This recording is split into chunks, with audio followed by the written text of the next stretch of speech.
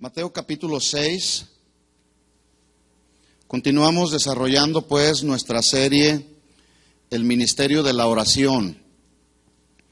Orar no es simplemente un deber, es todo un ministerio muy importante dentro de la iglesia, sumamente importante dentro de la iglesia. Y toda la iglesia debemos involucrarnos en este ministerio que es muy importante, el ministerio de la oración. Hemos venido desarrollando diferentes temas, hemos hablado de la oración de intercesión, hemos hablado de la oración eficaz, hemos hablado acerca de la oración perseverante, algunas instrucciones respecto de la oración. En fin, la oración es todo un ministerio y todo un tema muy amplio que no acabaríamos en todo lo que nos resta de vida. Pero hemos ido estudiando poco a poco algunos asuntos importantes relacionados con la oración. Y hoy quiero compartir con ustedes un tema que le he titulado Un modelo de oración, así como usted lo ve en la pantalla para los que anotan. Y es bueno anotar porque después le voy a dar su cuestionario para que usted vaya haciendo sus anotaciones y dependiendo de lo que usted escuche y lo que va anotando le va a dar respuesta a los cuestionarios que yo les voy a entregar la próxima semana. Un modelo de oración. Jesús enseñó un modelo de oración, ¿sí? A veces no sabemos cómo orar y no porque no sabemos hablar, sino más bien no sabemos cómo orar como conviene. Y Jesús nos dejó un modelo para aprender a orar. Yo me acuerdo cuando yo inicié en los caminos del Señor, en mis primeros días de cristiano, yo no sabía orar. Pero muy dentro de mi corazón yo sentía la necesidad profunda de comunicarme con Dios. Y empezaba a hablar con Él y de repente me quedaba ya mudo, ya no sabía más qué decirle. Entonces me acuerdo que un día yo me preguntaba dentro de mí, ¿cómo hago para aprender a orar? Y bueno, como Dios es sabio y nos da la sabiduría, la creatividad que necesitamos, pues Él me dijo, agárrate las hojas de los cantos y empieza a aprender a orar. Y empecé a aprender a orar a través de los cantos aprendidos. La letra de los cantos que usted ve, muchos de esos cantos están inspirados en la Biblia. Por ejemplo, el canto último que cantábamos dice, ¿a quién iré, Señor, si solo tú tienes palabras de vida eterna? Y era de esa manera, como este canto, que yo empecé a orar. Señor, no tengo a dónde ir, pero voy a ti porque tú tienes palabras de vida eterna, ¿verdad? Y así empecé a orar, empecé a comunicarme con el Señor. Pero los discípulos y los que seguían a Jesús no sabían, llegó un momento, algunos de ellos eran recién convertidos y les pasó lo que a mí o lo que a ti, que de pronto empezamos a caminar en un camino diferente y no sabemos cómo comunicarnos con Dios. Y Jesús, entendiendo la necesidad de su pueblo, de sus hijos y de todos aquellos que lo seguían, les dejó un modelo para que ellos aprendieran a orar. Pero no fue un modelo que debían usar para repetirlo, para hacerlo, como lo menciona el versículo, vanas repeticiones. No, es un modelo de oración que lo vamos a estar estudiando y contiene aspectos muy importantes de la oración, muy profundos, que ya estudiaremos. Entonces dice Jesús en Mateo capítulo 6, versículo 9. Ustedes pues orarán así. ¿Quién no conoce la oración modelo de Jesús? Todos. Padre nuestro que estás en el cielo, santificado sea tu nombre, venga tu reino, hágase tu voluntad como se hace en el cielo, así también en la tierra. El pan de cada día, dánoslo hoy, y perdona nuestras deudas, como también nosotros perdonamos a nuestros deudores. En el Evangelio de Lucas esta misma porción no dice deudas, dice pecados. Perdona nuestros pecados, como también nosotros perdonamos a quienes nos ofenden pecando contra nosotros. ¿Alguna ocasión alguien ha pecado contra usted? ¿Sí o no? Ofendiéndolo. ¿Y qué hacemos? ¿Lo perdona o se queda con la ofensa? ¿Qué hacen?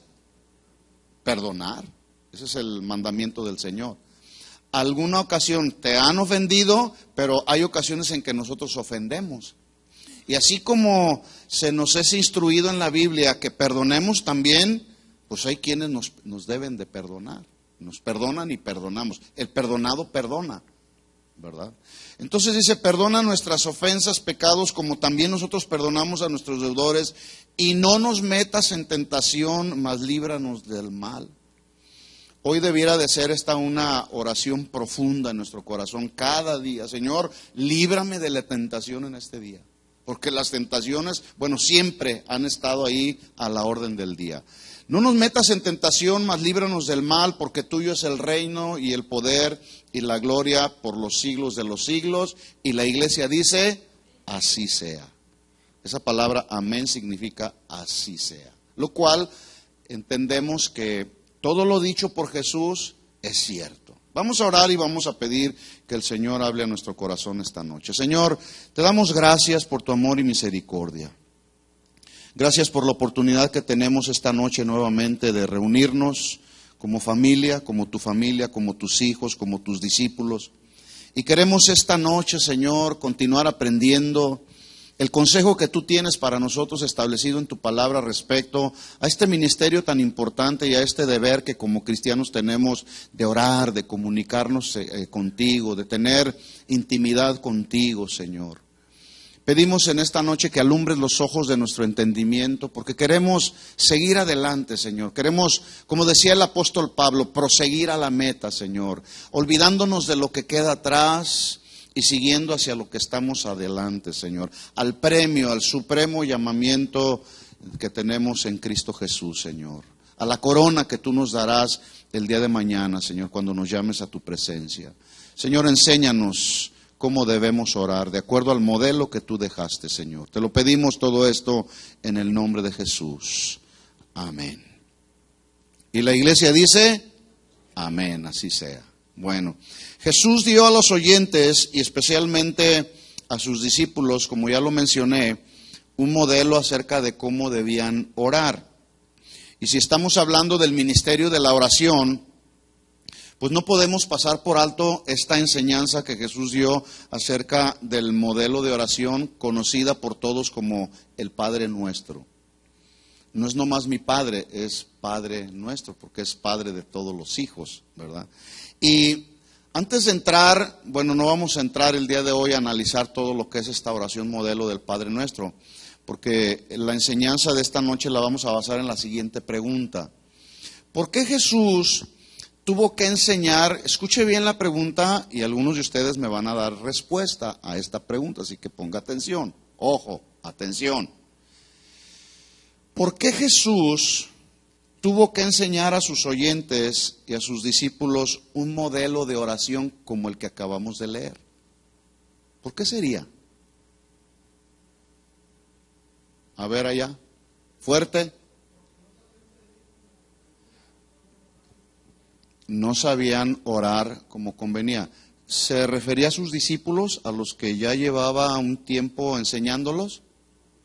Se refería a sus discípulos, pero también a sus oyentes, todos los que le seguían. Bueno, en realidad todos eran discípulos, eran seguidores de Jesús. Pero a los 12 los traía más cercanamente. Y los 12 veían a Jesús, como Jesús muy de mañana se levantaba a cumplir con este deber, comunicarse con el Padre, ¿verdad?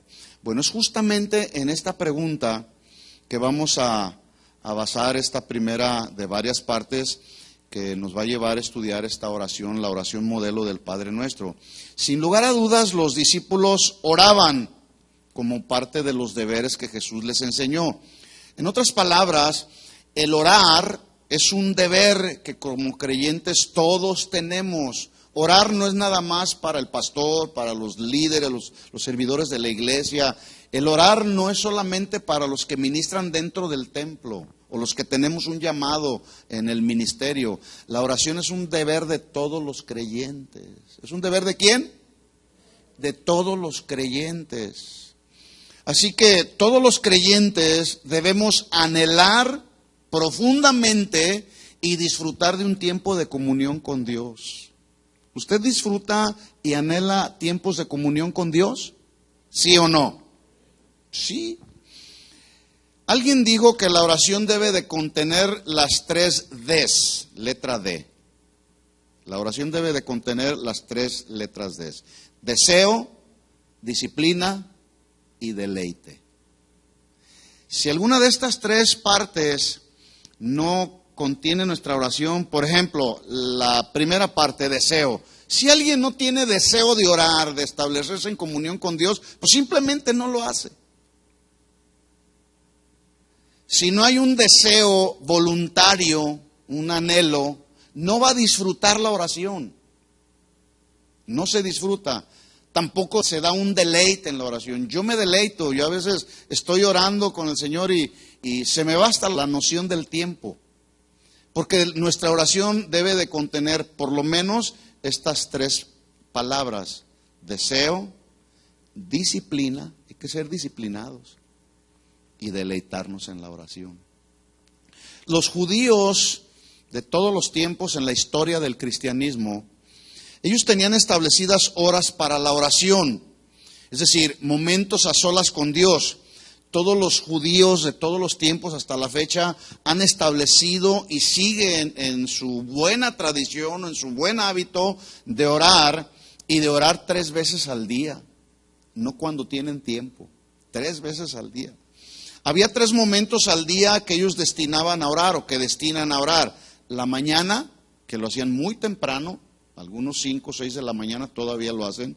Al mediodía, que son más o menos las 12 del mediodía, y al atardecer, más o menos ya cuando está repuntando el sol, a las 6 de la tarde.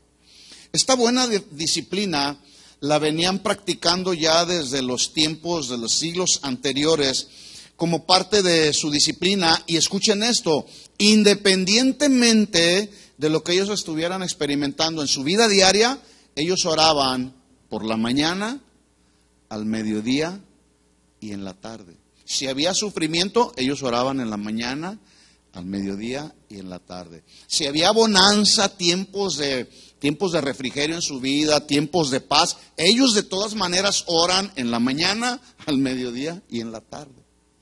Pero no sé qué le pasa a los cristianos del día de hoy, o qué nos pasa a los cristianos del día de hoy, que de repente estamos atravesando por luchas, pruebas, necesidades, y lo primero que hacemos es dejar de orar. Espero no sea su caso. Hay ocasiones en que nos viene el desánimo, la frustración, situaciones naturales de la vida diaria, y una persona desanimada lo primero que hace es dejar de orar. Y lo segundo es dejar de ir a la iglesia. ¿Sabe que al profeta Elías le sucedió algo similar? Y al profeta Elías le vino todo esto por causa de que prestó sus oídos y le dio entrada a su corazón a una amenaza que le hizo una mujer llamada Jezabel, ¿sí? Que le dijo: así como tú mataste a los profetas de Baal, así voy a hacer contigo. Te voy a buscar y te voy a encontrar y hasta matarte. ¿Qué creen que hizo el profeta? Un profeta de los considerados en la Biblia, los profetas mayores, no porque eran de mayor autoridad que los otros, no, porque era un profeta que cuando él hablaba, hasta la lluvia se detenía. Dice la Biblia que él oró para que no viniera lluvia por 3 años y medio, y no vino lluvia. Dios le dijo: habla al pueblo de Israel y profetiza, por 3 años y medio no habrá lluvia ni rocío sobre la tierra, pero después de los 3 años y medio volverás a orar y yo voy a abrir los cielos y vendrá la lluvia. Esa era la clase de profeta que era Elías. Bueno, a este Elías le vino un momento de sufrimiento, de temor, de desánimo, y lo primero que hizo fue dejar de orar y meterse a una cueva. Y de ahí, de dentro de la cueva, el Señor le dijo: ¿qué haces ahí, Elías? ¿Qué estás haciendo ahí? Sal de ahí y ponte en el monte de Jehová tu Dios. ¿Sí? Hay ocasiones en que nos viene el desánimo, la depresión, la frustración, la necesidad, la angustia, la desesperación, y nos metemos en nuestra cueva de nuestros problemas, nosotros mismos nos levantamos una cárcel. Pero en la gracia y en la misericordia de Dios, Dios nos saca de esa cárcel que nosotros mismos construimos o en esa cueva en la que nosotros mismos nos metemos. Y en su gracia y en su misericordia nos dice, sal de ahí, salte de ese panorama, ponte en mi presencia. Y es cuando llegamos a la presencia del Señor que el Señor nos fortalece, que el Señor nos hace recobrar nuestra fe, nos hace madurar nuestra fe, nos hace seguir adelante, nos toma de la mano, nos levanta y nos dice, sigue adelante en la carrera de la vida, ¿verdad? Entonces ellos oraban mañana, mediodía y tarde, en todo momento. ¿En cuánto momento? En todo momento. Pregunta, ¿tú oras en todo momento o solamente cuando te va bien? Buena pregunta, cada uno se responde. Mire un ejemplo, vamos a ver dos ejemplos de personas o personajes en la Biblia que aplicaron este buen hábito, esta buena disciplina. El rey David.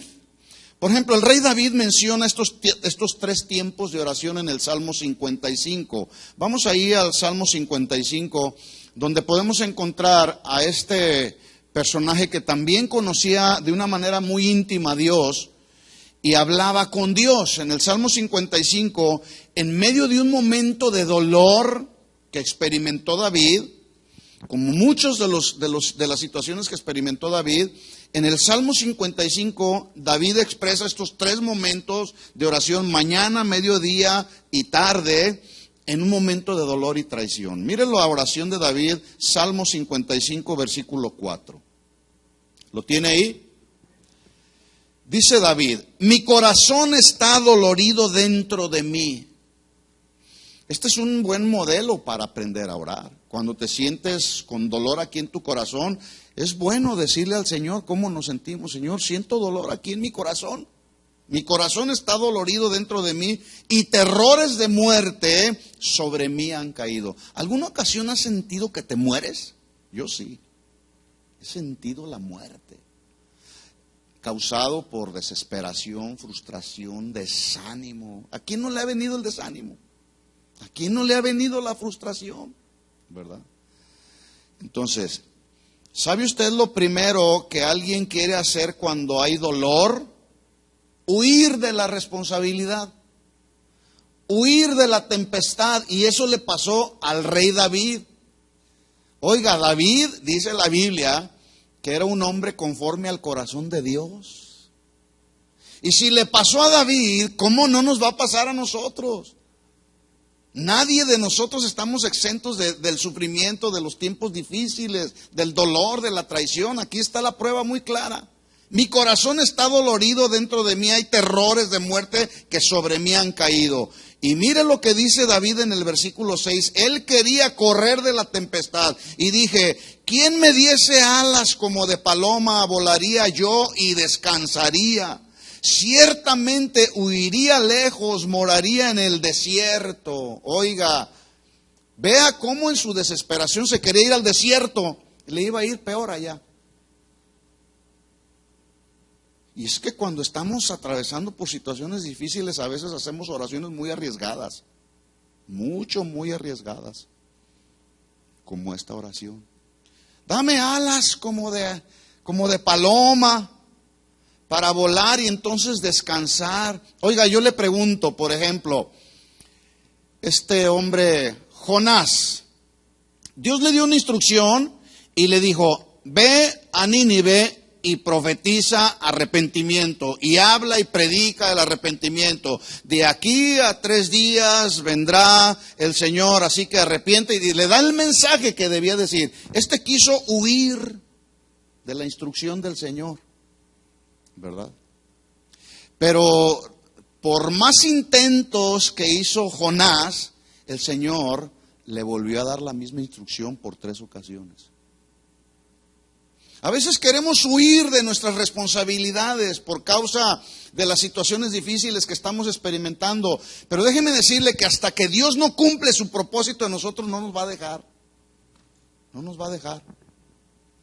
¿A dónde iré de tu presencia?, dijo en otra porción el rey David. ¿A dónde iré de tu presencia? Porque si me voy para acá, ahí estás tú. Si voy para allá, ahí también estás tú. No podemos huir de la presencia de Dios, porque además Dios es omnipresente. Está en todo lugar.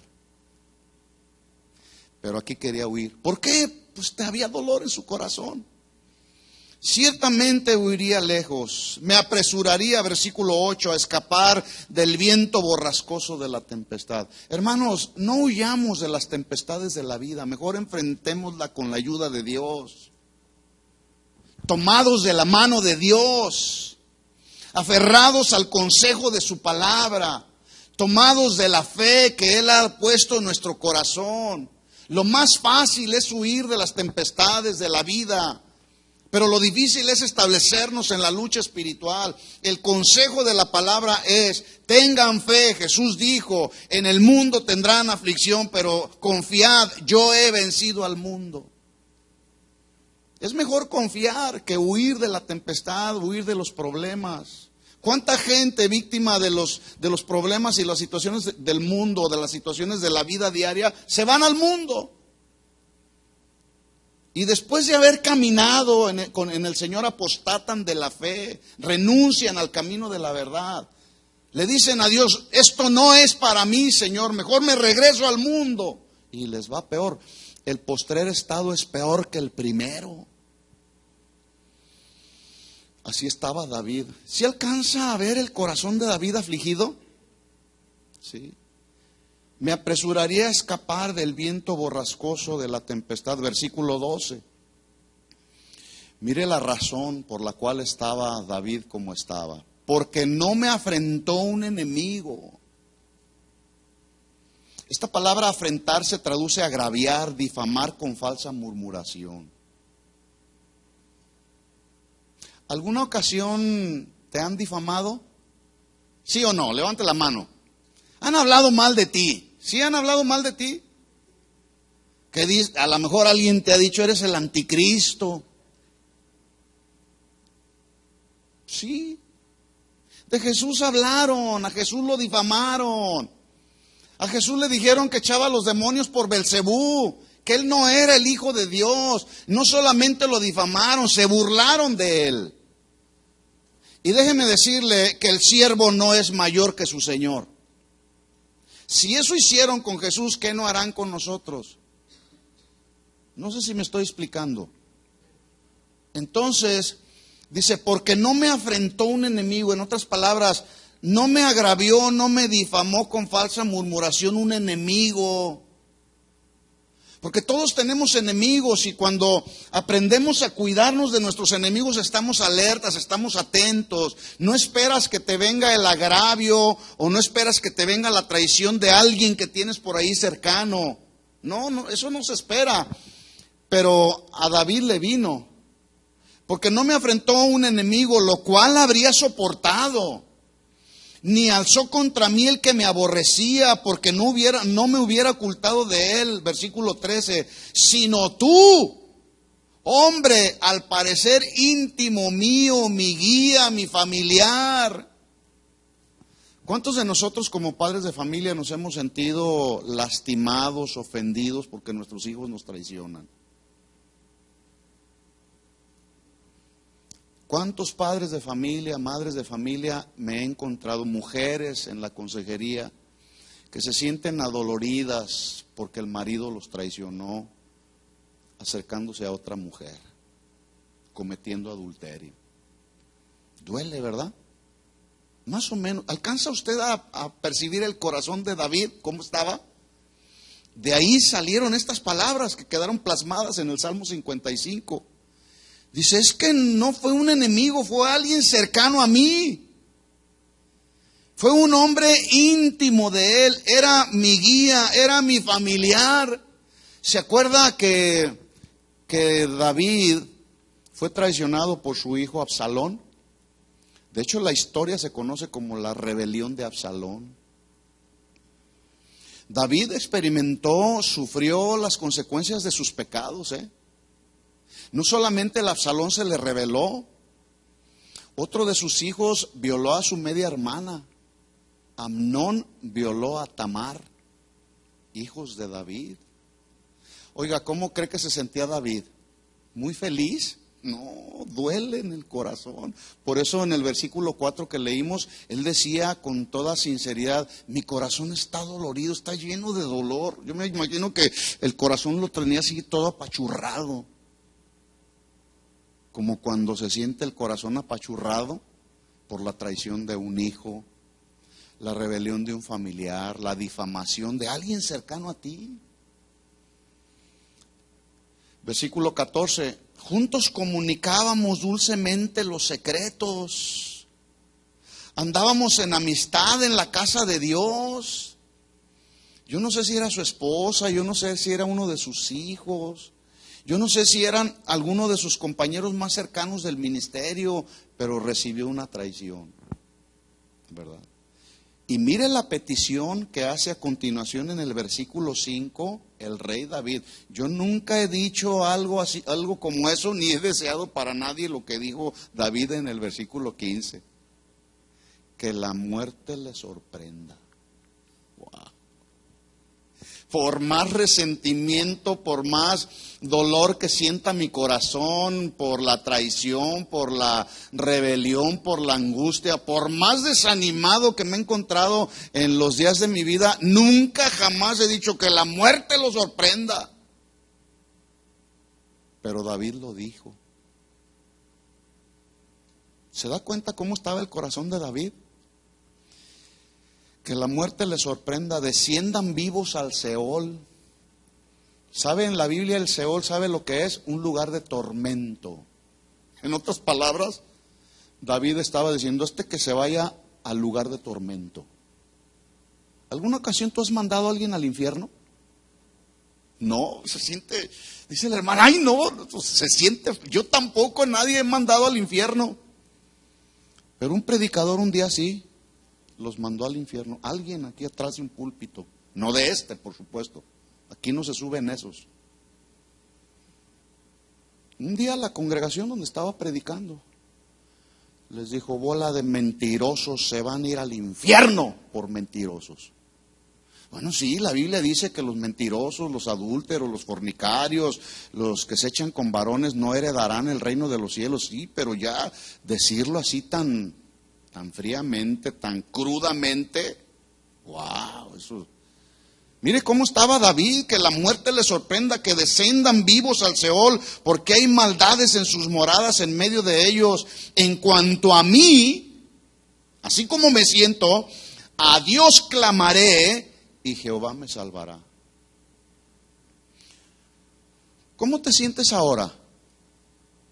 Es posible que te sientas triste, angustiado, desesperado, como decimos en México, agüitado, ¿verdad? Desanimado, yo no sé, pero es bueno atender al consejo de David en el versículo 16. En cuanto a mí, a Dios clamaré y sé y tengo fe y tengo la certeza y tengo la seguridad y tengo la convicción y tengo el entendimiento y la confianza de que Jehová me salvará. Eso es fe, eso es seguridad y confianza en Dios.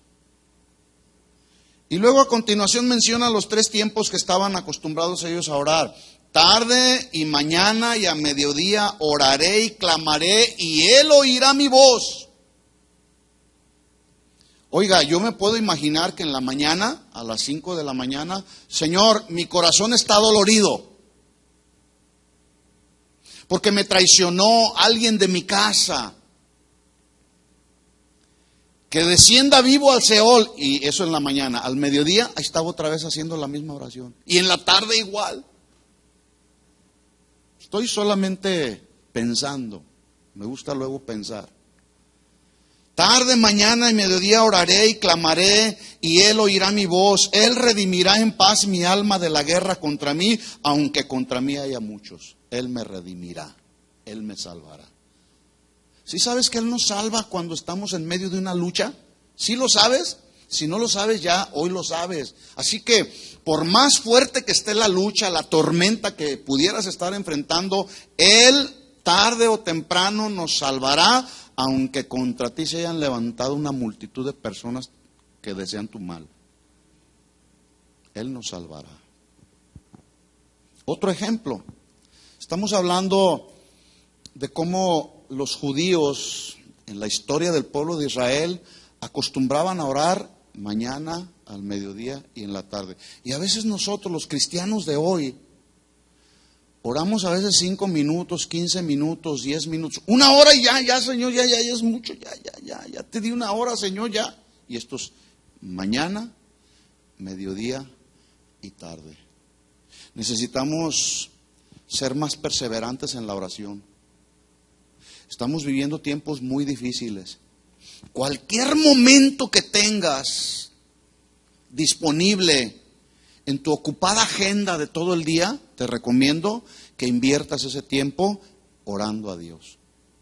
Todos tenemos actividades. Y miren cómo a veces este país o nuestras ocupaciones diarias, ya sea en la escuela, en tu trabajo, nos roban mucho tiempo, ¿verdad? Pero no se trate de cuando nos conectamos al internet, al Facebook, al YouTube, a todas las redes sociales, se invierte tiempo. Más bien se pierde tanto tiempo. Porque bueno, yo digo, hay muchas cosas buenas en las redes sociales, pero hay muchas cosas muy malas. ¿Sabe por qué mucha gente ha quedado atrapada en muchos pecados cuando se meten a las redes sociales? Por mal invertir ese tiempo en las redes sociales. En lugar de invertir ese tiempo en una comunión íntima con el Señor. Yo tengo unas notas que hice por ahí, un pequeño estudio que hice por ahí, 10 formas y maneras para memorizar lo que uno está estudiando. Y una de ellas, una instrucción para aprender a memorizar la Biblia, algún estudio que estamos dando, una de ellas dice, apaga todos los equipos electrónicos que tengan que ver con las redes sociales, apágalo, porque así no vas a aprender nada. Cuando yo estoy estudiando, de repente, si tengo mi teléfono prendido ahí, están sonando por lo menos los textos de mensaje, y están ahí duro y duro. Y luego de repente ya suena un correo electrónico, y luego ya sale un aviso de esto. Y es una distracción impresionante, tengo que apagarlo, porque si no, no me puedo concentrar. A veces perdemos tanto tiempo en cosas tan vanas.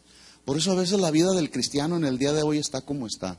No hay fuerza espiritual, porque no le dedicamos tiempo a alimentar al espíritu.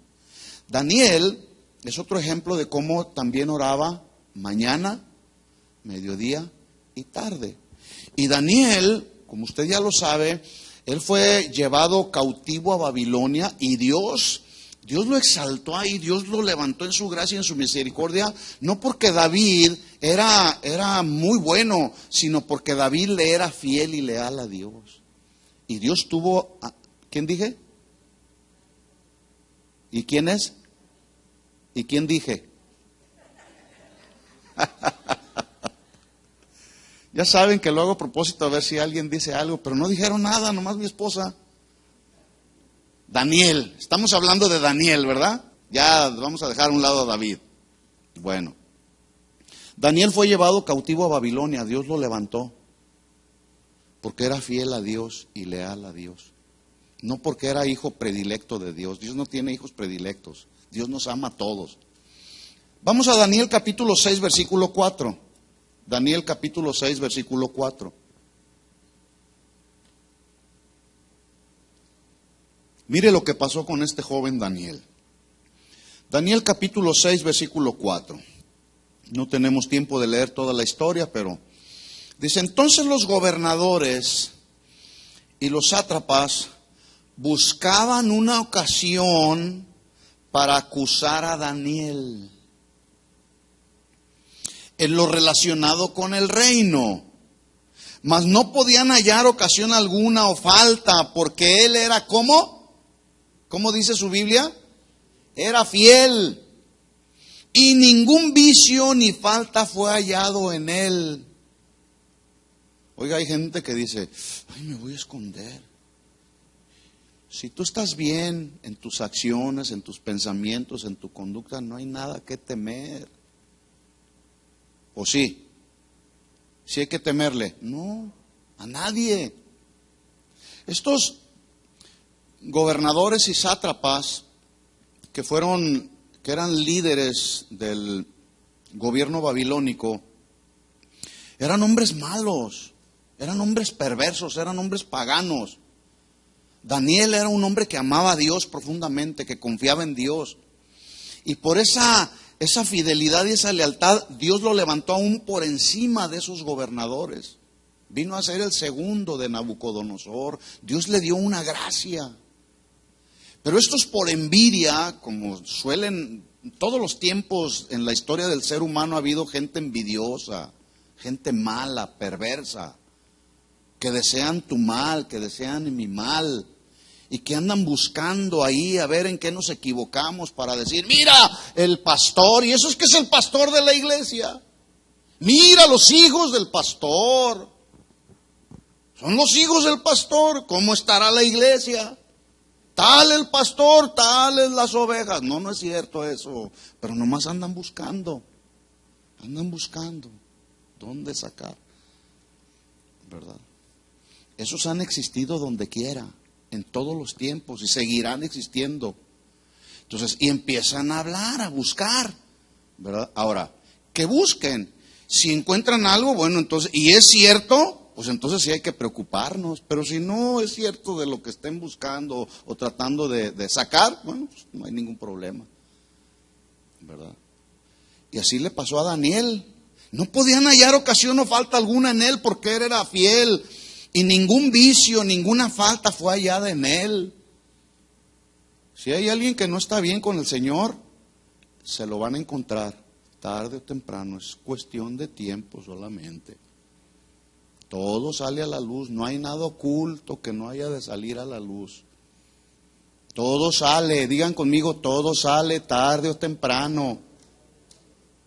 Tarde o temprano. Los trapitos al sol salen. Miren, hermanos, es muy lamentable lo que se está viviendo el día de hoy. Es una afrenta al cristianismo el día de hoy. ¿Cuántos pastores, ministros, servidores están siendo expuestos vergonzosamente porque está saliendo todo a la luz? Todo sale tarde o temprano. Entonces, más vale que haya fidelidad en nosotros como la fidelidad de Daniel, versículo 5. Entonces dijeron aquellos hombres: no hemos hallado nada en contra de este Daniel, lo cual significa que anduvieron buscando, anduvieron buscando, a lo mejor hasta le pusieron un investigador privado, a lo mejor hasta le intervinieron su celular. No, en aquel tiempo todavía no había celulares, ¿verdad? Pero hoy sí hay. Un investigador hace todo ese tipo de investigaciones y hace todo ese tipo de movimientos para tratar de buscar algo en las personas. Pero en este Daniel no encontraron nada en contra de Daniel, ni ocasión alguna para acusarle, si no lo hallamos contra él en relación con la ley de su Dios. Cuando alguien no encuentra ocasión ni razón para acusar, tomarán un plan perverso y diabólico, Cuidado, mis hermanos. Por eso hay que andar derechitos. Porque la gente mala, cuando no encuentran nada de qué acusarte, van entonces a armar un plan hasta mentiroso. Bueno, eso hicieron con Jesús. Cuando se trataba de entregar a Jesús o a Barrabás. Hubo gente que fue pagada. Y dijeron, miren, cuando diga Pilato a quién les quieren entregar o qué quieren que hagamos con Jesús, ustedes gritan a fuertes: ¡crucifícalo! ¡Crucifícalo! Pero era gente pagada. Porque de que los hay, los hay. Y lo mismo le pasó a Daniel. Tramara un plan perverso y diabólico. Mire versículo 6. Entonces estos gobernadores y sátrapas se juntaron delante del rey y le dijeron así: Rey Darío, por siempre vive. Todos los gobernadores del reino, magistrados, sátrapas, príncipes y capitanes han acordado por consejo que promulgues un edicto real y lo confirmes, que cualquiera que en el espacio de 30 días demande petición de cualquier dios u hombre fuera de ti, oh rey, sea echado en el foso de los leones. Le hablaron bonito al rey, pero acuérdese, era un plan perverso y diabólico contra Daniel, un hombre fiel y leal a Dios. Y pues sin sabiduría, sin inteligencia, porque pues a todos les agrada que el ego sea aplaudido. Y, sí, yo soy el rey Darío, está bien, ¿dónde firmo el edicto? Y firmó el edicto el rey acerca de la prohibición. Versículo 10, estoy en Daniel 6:10. Cuando Daniel supo del edicto, o que el edicto había sido firmado, mire qué deprimido se puso Daniel. Mire qué temeroso se puso Daniel. ¿Qué hizo Daniel? ¿Qué hizo? ¿Qué dice su Biblia ahí en el versículo 10 que hizo Daniel? Entró en su casa y abiertas las ventanas de su cámara que daban hacia Jerusalén, se arrodillaba 3 veces al día y oraba y daba gracias delante de su Dios como solía hacer antes. Entonces se juntaron aquellos hombres y hallaron a Daniel orando y rogando en presencia de su Dios. Mañana, al mediodía y en la tarde. Señor, aquí están mis manos alzadas a ti. Tú eres el único Dios verdadero. Tú eres el único que mereces toda la gloria, que mereces toda la honra. Solamente me inclinaré hacia ti. Los dioses de este mundo son dioses hechos por hombres. No me inclinaré a los dioses de este mundo. Solamente tú mereces mi adoración. Y así estaba. Mañana, al mediodía y en la tarde. Pregunta: ¿fue echado al foso de los leones Daniel, sí o no? Sí. Sí. En otras palabras, al momento en que él abrió las ventanas de su recámara, les estaba declarando la guerra a los perversos y malos gobernantes de Babilonia. Cuando tú abres las ventanas de tu corazón, levantas tus manos al Señor y empiezas a adorarlo, le estás declarando la guerra al diablo. Y el diablo, en su maldad y en su perversidad, te va a mandar a alguien que te atemorice, alguien que te desanime, alguno que te difame, algún otro que te quiera traicionar. Pero el Dios al que servimos y adoramos, de todas esas nos va a librar. Yo tengo más de 32 años caminando con el Señor, mi hermano. ¿Y sabe de cuántas me ha librado el Señor? De 1 y 20,000 cosas el Señor me ha librado. ¿De cuántas te ha librado el Señor? ¿Por qué? ¿Porque somos hijos predilectos del Señor? No, porque Dios así es, con sus hijos que se mantienen fieles y leales adorándolo a Él, dándole el primer lugar a Él. Sí. ¿Fue librado de los leones Daniel, sí o no? Sí, fue librado de los leones. ¿Por qué fue librado? Fue librado porque oró confiando en la soberanía de Dios. Él no estuvo confiando en la gracia que tenía con el rey, porque tenía gracia. Cuando se dio cuenta que era el rey, que era Daniel, el que estaba adorando a su Dios, al que servía y en el que confiaba, dice la Biblia, más adelante usted lea todo el capítulo 6, dice que al rey le dolió su corazón porque sabía de quién se trataba, de su Daniel, Daniel al que amaba, en el que confiaba. Versículo 22, capítulo 6, versículo 22. Sí fue librado Daniel porque confió en Dios, en la soberanía de Dios. Mi Dios, esta es la oración de la confesión de Daniel. Mi Dios envió a su ángel, el cual ya está enfrente del rey, Oye, estaba sorprendido, ni siquiera un pequeño rasguño le vino a Daniel. Y el rey estaba sorprendido y él está testificándole. En otras palabras, mi hermano, cuando el Señor te libre y te saque de algún problema, de alguna situación difícil, lo primero que tenemos que hacer es testificarle a los incrédulos y decirle: mi Dios me ha librado de ese problema que tenía. Mi Dios es grande, mi Dios es soberano, mi Dios es poderoso, Él todo lo puede. Si me mantengo fiel a Él, Él nos va a sacar una y otra vez de nuestros problemas. Pero hay que confiar en Él y hay que testificar y hablar del poder de Él. Esto era lo que estaba haciendo Daniel. Mi Dios envió a su ángel, mi rey, ¿cómo ves? el cual cerró la boca de los leones para que no me hiciese daño, porque ante él fui hallado inocente. Si los gobernadores y los sátrapas y los malos y los perversos no me quieren, yo he sido encontrado inocente por mi Dios.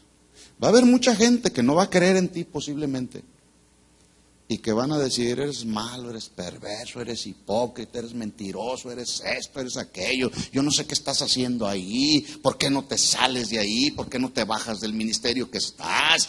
Mira nomás, si eres inocente, no hay de qué preocuparse. El Señor te encontrará inocente como Dios encontró a Daniel inocente. Qué tremendo. Contamos con el respaldo de Dios. La gente podrá decir todo lo que quieran de ti, pero si somos fieles y leales al Señor, que murmuren, que hablen. Porque ante Él fui hallado inocente, y aún delante de ti, oh Rey, yo no he hecho nada malo. 23. Entonces se alegró el rey en gran manera a causa de él, y mandó sacar a Daniel del foso. Y fue Daniel sacado del foso, y ninguna lesión se halló en él, porque había confiado en su Dios. ¿En qué estás confiando, por cierto, en el día de hoy?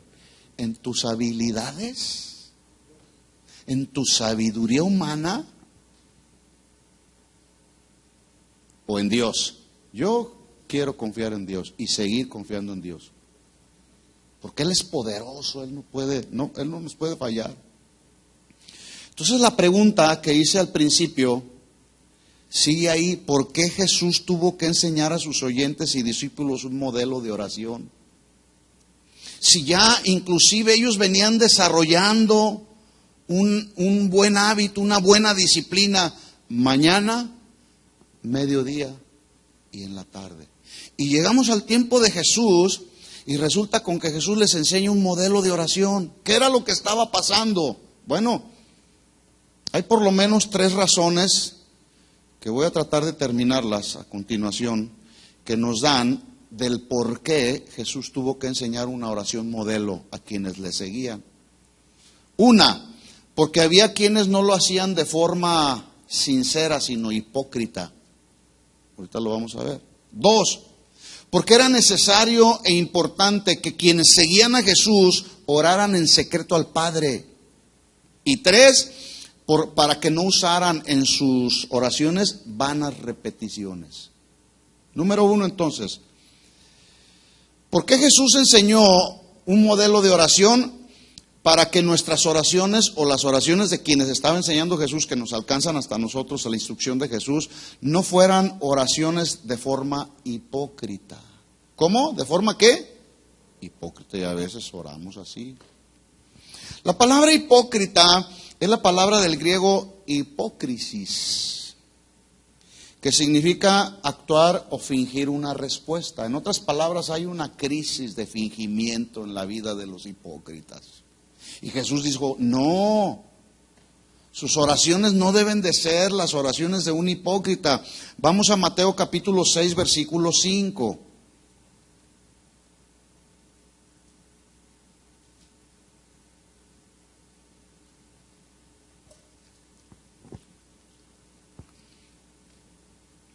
Estamos viendo con estos versículos, el versículo 5, estamos viendo el contexto. ¿Por qué Jesús les enseñó la oración modelo del Padre Nuestro? Vamos al versículo 5. Porque había algunos que estaban orando de forma hipócrita, y el Señor les dijo: no es así como debes orar. Versículo 5, cuando ores no seas como los hipócritas, porque ellos aman el orar en pie en las sinagogas y en las esquinas de las calles para ser vistos de los hombres. De cierto les digo que ya tienen su recompensa. Con estas instrucciones Jesús está haciendo como un contraste entre la oración de un hipócrita y la oración de un creyente sincero. Ahora, ¿por qué lo estableció Jesús así? Y lo estableció en lo que se conoce como el Sermón del Monte. Es un sermón donde Jesús enseña desde las bienaventuranzas, donde Jesús está enseñando acerca del divorcio, donde Jesús está enseñando todo lo que tiene que ver con la conducta y el comportamiento de los hijos de Dios. Y lo que tiene que ver con la conducta y el comportamiento de los hijos de Dios tiene que ver con el ministerio de la oración. Los hijos de Dios debemos caracterizarnos por ser personas que oramos a Dios. Pero hay que saber que nuestras oraciones no pasarán de este techo si son oraciones hipócritas. Tienen que ser oraciones conforme al corazón de Dios. ¿Cuántas ocasiones escuchamos? Bueno, yo he escuchado oraciones que hace la gente de repente, excelentísimo, altísimo, bueno, hasta le hacen una entonación que hasta retumba el auditorio ahí, ¿verdad? No, son oraciones que no son sinceras. Dice el Señor, cuando oren, no sean como los hipócritas, palabras fingidas, ¿sí? Palabras que no salen del corazón. Estas dos personas, el contraste que hace el Señor entre el hipócrita y el sincero, los dos oran. Pero el hipócrita estaba suponiendo que la oración debía ser según su forma, y era una forma legalista. Ellos afirmaban que la oración que para ellos valía era la que se hacía en público y a la vista de todos. Esa es mi oración que vale.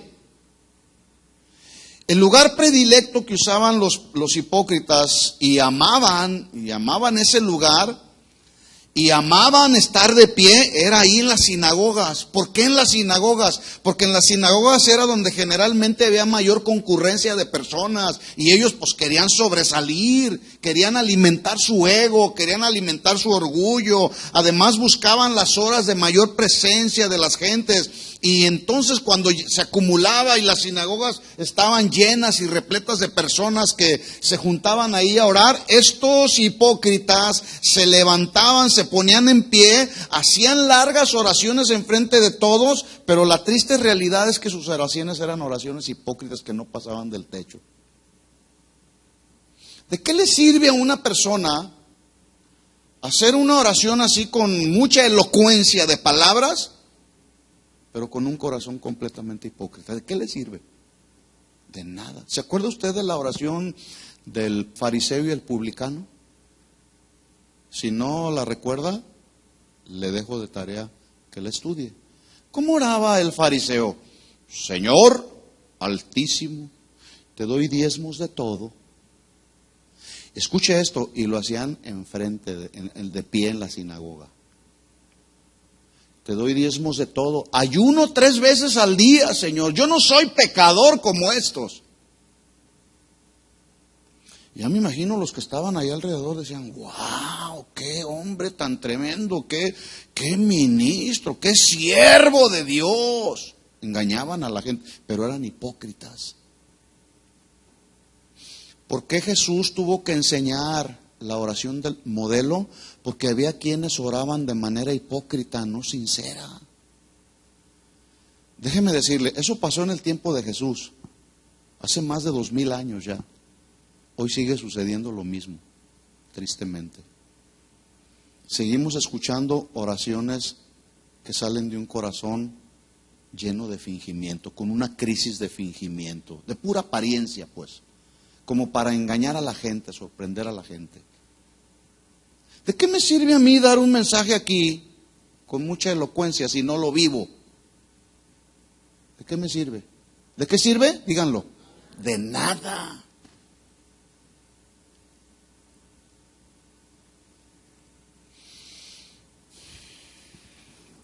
La hipocresía, mis hermanos, surge de un corazón anhelante de esconder motivos o sentimientos reales. Yo quiero esconder mi realidad. Hay mucha apariencia en el cristianismo de hoy. Hay mucho cristianismo artificial, de solamente apariencia. Qué bien se ve, qué bonito ora. Pero cuando viene la prueba de la fe, muchos no soportan, porque vivieron un cristianismo de apariencia, de hipocresía, de falsa piedad, porque se esconden motivos reales aquí en el corazón. La hipocresía no es simplemente una incongruencia entre lo que se dice y lo que se hace, sino que también es una actitud falsa que demuestra una persona. ¿Y sabe cómo hay de esos dentro de la iglesia? Con actitudes falsas. Yo le he platicado en otras ocasiones que en el grupo de oración que teníamos hace muchos años atrás, había un hermano que se acercaba todos los días y me abrazaba. Siervo, y yo temblaba. Siervo, todos los días oro por ti, mañana, tarde y noche. Pues, gracias, hermano, sí lo necesito. No pasó mucho tiempo y luego ahí en la reunión de oración levantaba unas oraciones impresionantes, nos apantallaba a todos. Así y de veras yo lo tenía por un hombre de Dios, un hombre sincero de Dios. No pasó mucho tiempo cuando nos dimos cuenta que estaba viviendo doble vida. Tenía otra mujer. Y como todo sale a la luz tarde o temprano, es cuestión de tiempo, pues le llegó su momento y salió todo a la luz. Era un tremendo adúltero, viviendo doble vida. Pero ahí en las reuniones de oración, ¡wow! ¡Qué impresionantes oraciones levantaba el hombre! Puras oraciones hipócritas. Así estaban los fariseos del tiempo de Jesús. Y Jesús dice, no lo hagan como lo están haciendo ellos. Esa no es la manera en que tus oraciones van a llegar al trono de Dios. Las oraciones hipócritas jamás van a llegar al trono de Dios. No pretendamos sorprender a la esposa, a los hijos. No pretendamos sorprender a nadie. Dios conoce nuestro corazón porque Él es omnisciente, todo lo sabe. Y Él está presente en todo lugar. Él sabe las verdaderas intenciones y motivaciones del corazón de todos. A Dios no podemos engañarlo. Dios no puede ser burlado. Todo lo que el hombre sembrare, lo mismo segaremos.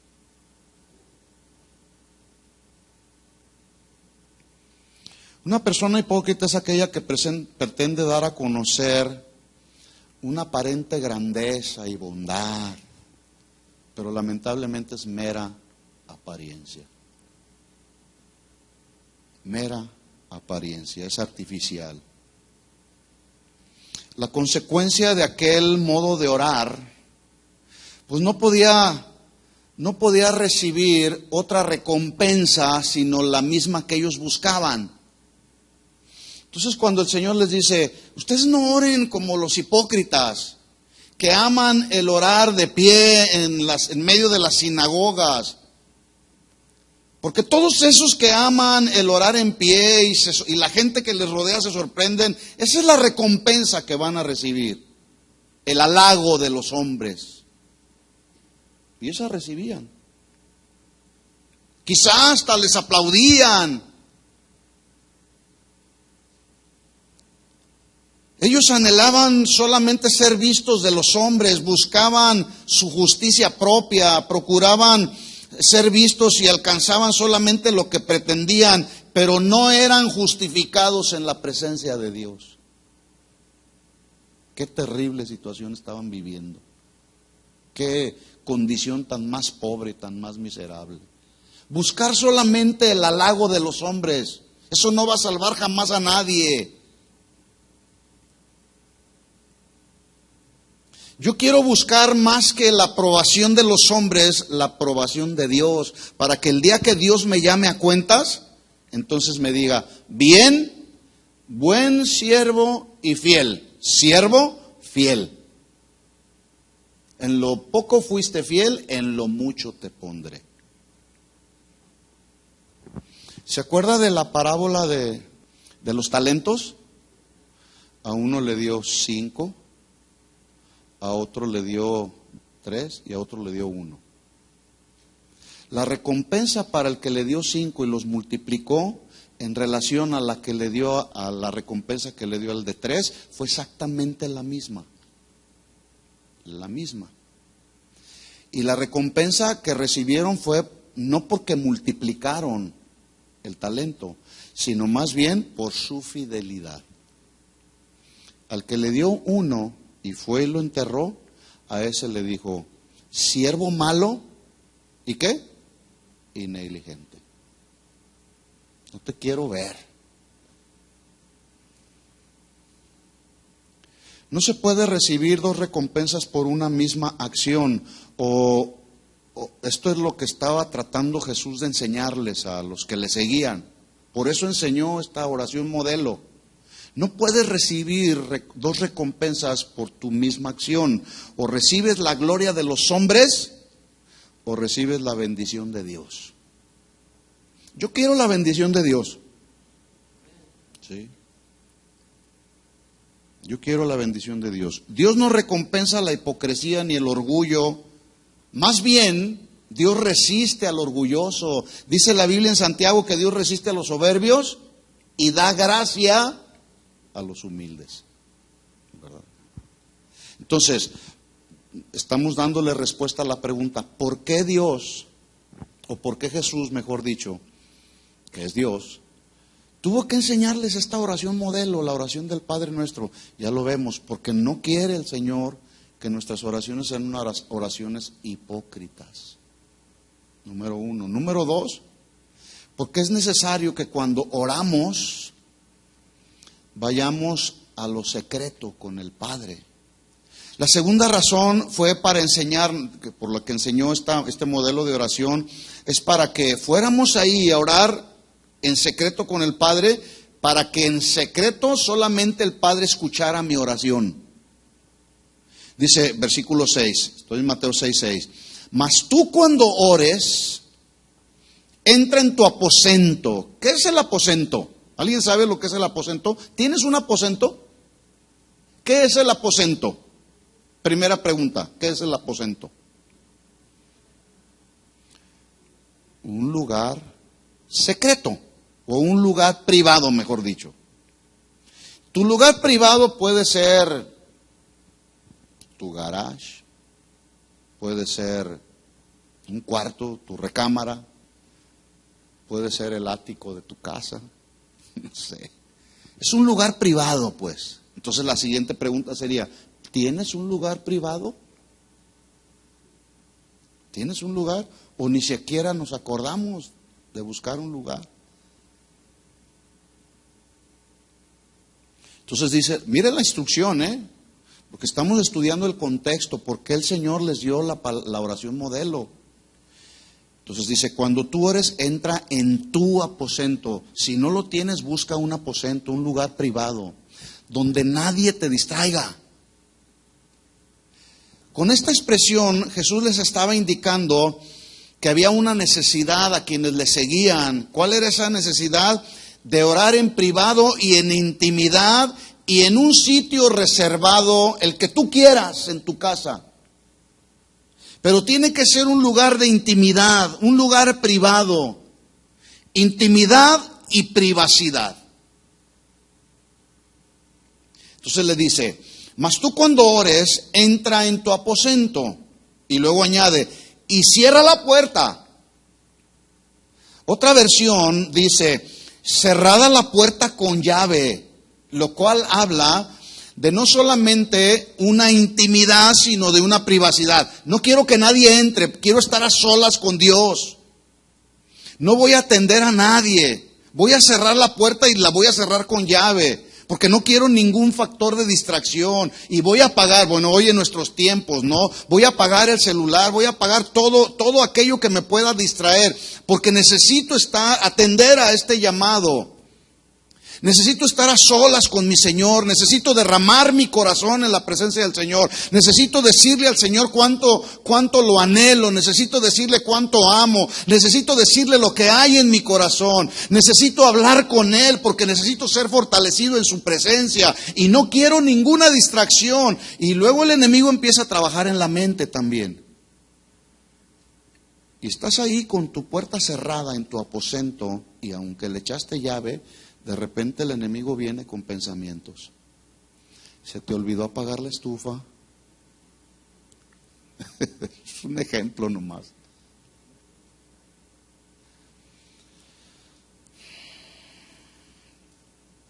Dice entonces, cuando ores, entra en tu aposento, cierra la puerta y ora a tu Padre. ¿Cómo dice? En secreto. Solo en esas condiciones es que se puede llevar a cabo sin límite de tiempo un diálogo en quietud con el Padre. Por eso es que yo les preguntaba, ¿tienes un lugar secreto? Si no lo tienes, te recomiendo que lo busques. Te recomiendo que lo busques. Si tienes el sótano de tu casa o tu garage, donde sea, pero búscate un lugar secreto, un lugar de intimidad, y échale llave, por favor, y apaga tu teléfono. ¿Queremos escuchar la voz del Señor? Será solamente en esa condición, en ese lugar secreto. ¿Queremos que Dios nos hable? Será solamente en ese lugar secreto. ¿Queremos aprender a vivir en santidad? Solamente será en ese lugar secreto. ¿Queremos ser confrontados por Dios? Solamente será en ese lugar secreto. Por eso la instrucción: ora a tu Padre que está en secreto. Ninguna de estas oraciones, escuchen esto mis hermanos, ninguna de estas oraciones en privado serán ignoradas por Dios cuando estamos en lo secreto. Porque va a ver el Señor y va a decir, wow, este está en secreto, este quiere que le hable. Voy a hablar con él. Pero Él nos habla en lo secreto. En lo secreto. Cuando yo quiero hablar con mi esposa asuntos importantes que tienen que ver con ella y conmigo, cierro la puerta y la cierro con llave. Y empezamos a dialogar los asuntos de la familia. Cuando quiero hablar con Dios, me meto y cierro la llave. Y Dios me habla. Y disfruto el tiempo con Dios. Y Dios me confronta también. Y Dios me reprende también. Pero es en ese lugar secreto. ¿Se fijan cómo toma sentido? Número 1, que nuestras oraciones no sean hipócritas. ¿Por qué les enseñó Jesús la oración modelo? Porque había quienes oraban de manera hipócrita. ¿Por qué más? Porque el Padre quiere hablar en lo secreto con nosotros, con sus hijos. Es como el padre de familia cuando tiene que tratar un asunto delicado con el hijo. Hay cosas que se tratan con los demás hijos, y más cuando la familia es numerosa. Pero hay asuntos que se tienen que tratar en privado. O cuando el pastor tiene que tratar algún asunto en privado con algún miembro de la congregación. Yo no le digo a cualquier hermano, no le digo, a ver, ¿vas a tratar algún asunto? Aquí en medio de la congregación, de pie lo vamos a tratar el asunto todos. A ver, ¿qué te pasa? No, pues es que traigo este pecado, traigo esto otro. No se hace así el asunto. Mateo 18, capítulo 18, versículo 15 dice, no lo busque, dice, ¿tienes algo contra tu hermano?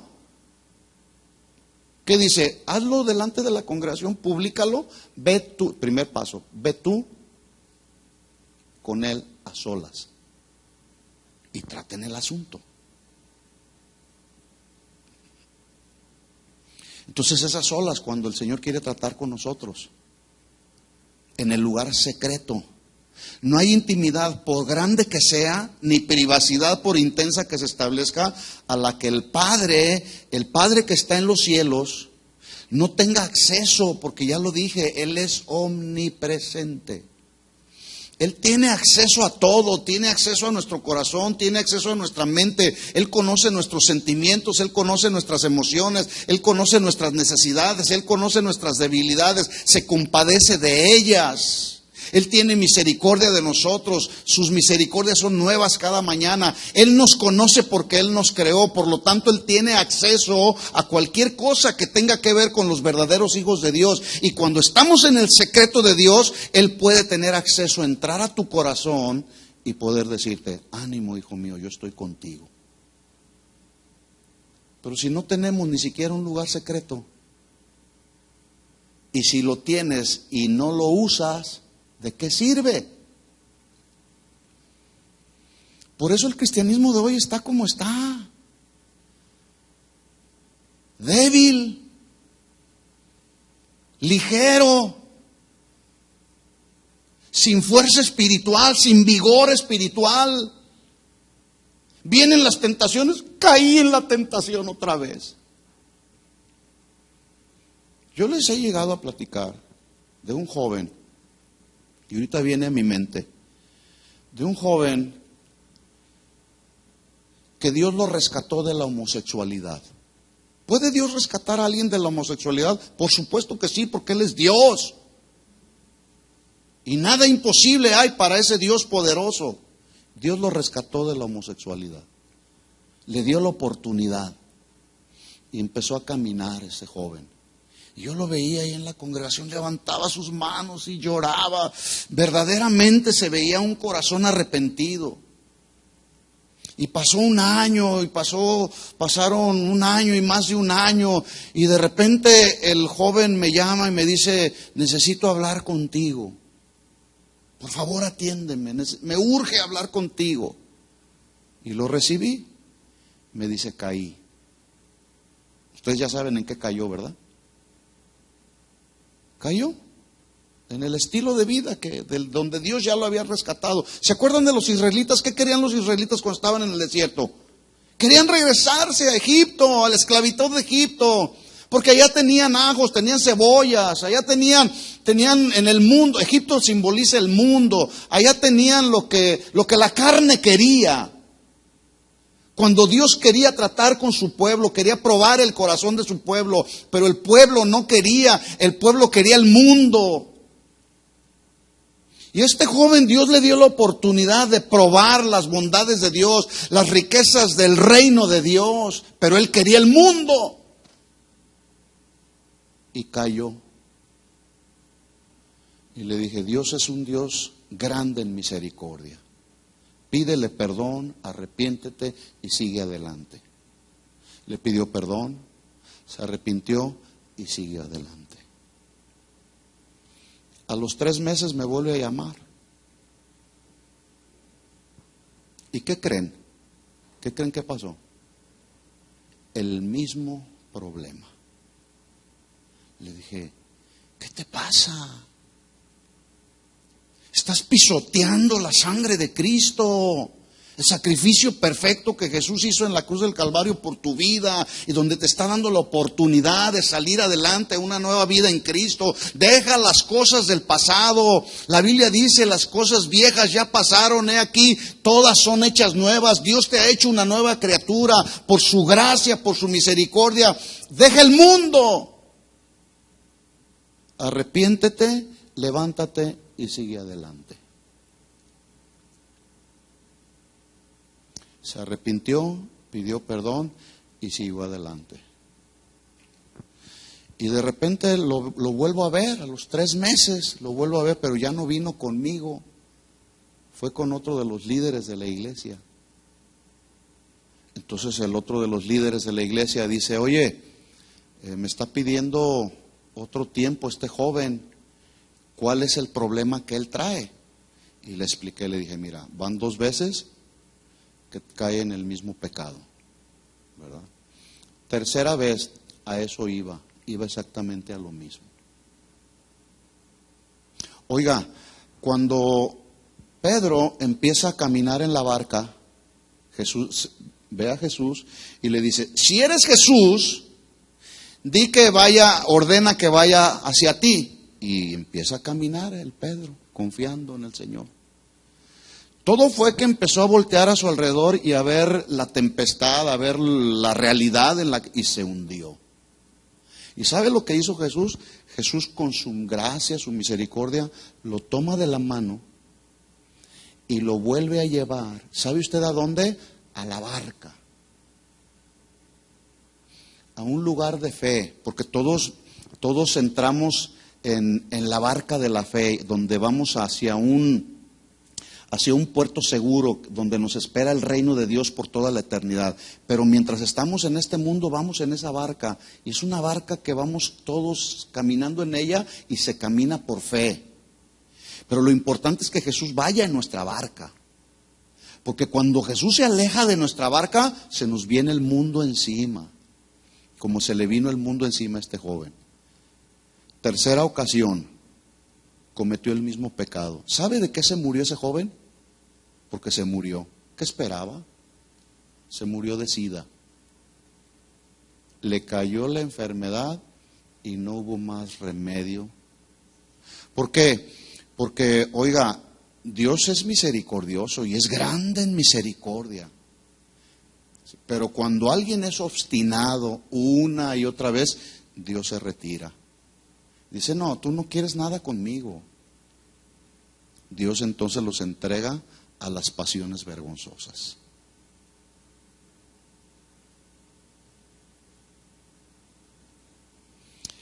Termino con este segundo punto.